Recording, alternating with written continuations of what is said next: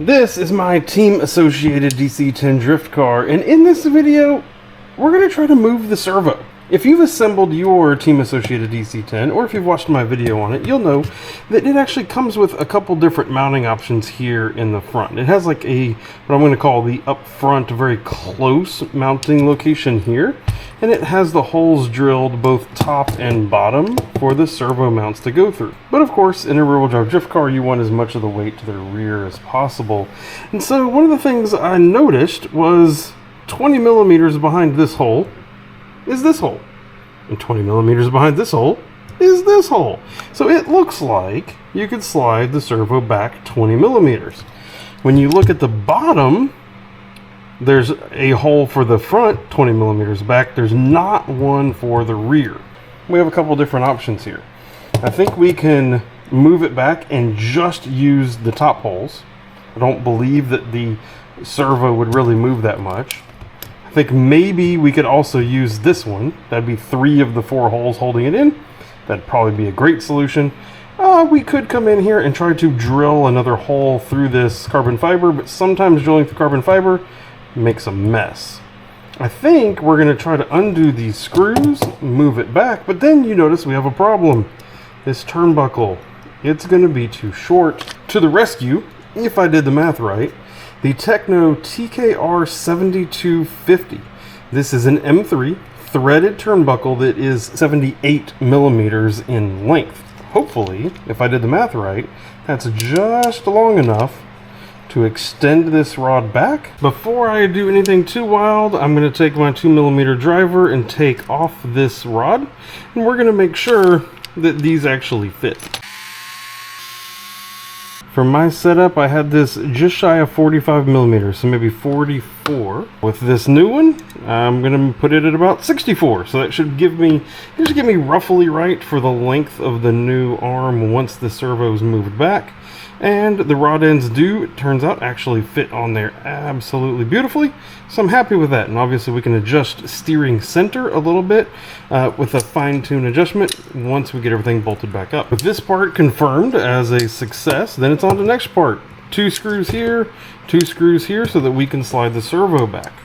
I almost made a big faux pas, but before we do that, we're going to weigh it.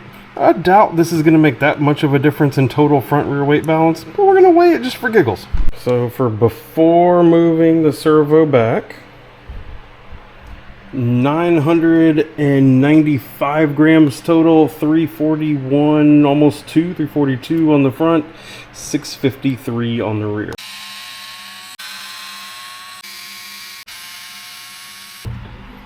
Alright, we're going to flex it and let this come out because we need to trim this little nub off if we're going to be moving that back. Now, you can do it in a couple different ways. You can do it with a grinder, like a Dremel, take it off. You can take this whole mount off and take it somewhere else. I'm going to see how soft this plastic is. I'm just going to cut it off like that. You might not want to do the same thing. But with that off now, we can slide this whole thing back in underneath those rearward-most mounts. Oh, and I need to move my gyro. The wires coming out of my gyro are in the way, so I'm going to have to relocate it. Good news is I can just honestly move it back just a little bit and it'll fit. The servo's clicking right into place. This one still fits right in. Top holes line up. I'll be honest, I don't really know if it needs 4 screws. I don't know if it needs 3 screws in this thing, if I'm honest. But we're going to go back with 3. Steering arm can go right back in as well. That was ridiculously simple. Thank you, Team Associated, for providing all the holes that we needed. No issues with steering geometry.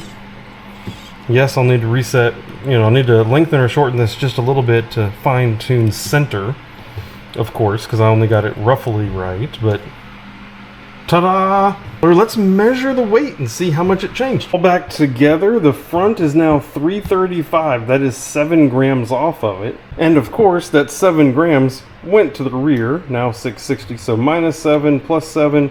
Cool. I mean, for the cost of a turnbuckle, That's pretty dang easy. I am really excited with how that turned out and how simple that was. If you have any questions about how I did this, please leave them down in the video comments. If you want to see anything else that I'm doing specifically with the Team Associated DC10, there is going to be a playlist popping up over here to your right so that you can go click over there and find more videos. This turnbuckle is linked down in the video description. And if you're watching the video this far, you'll notice this came with 2 of them. I don't need 2, I only need 1. First person down in the comments that says, hey, I want this, get in touch with me. I will let you know who is the winner, and I'll just mail it to you. If you want to do this to your Team Associated DC10 and you don't want to have to buy the Techno turnbuckles because it comes with 2 of them, I don't need this one. I'm happy to ship this off. Let me know. Talk to you folks later. Goodbye.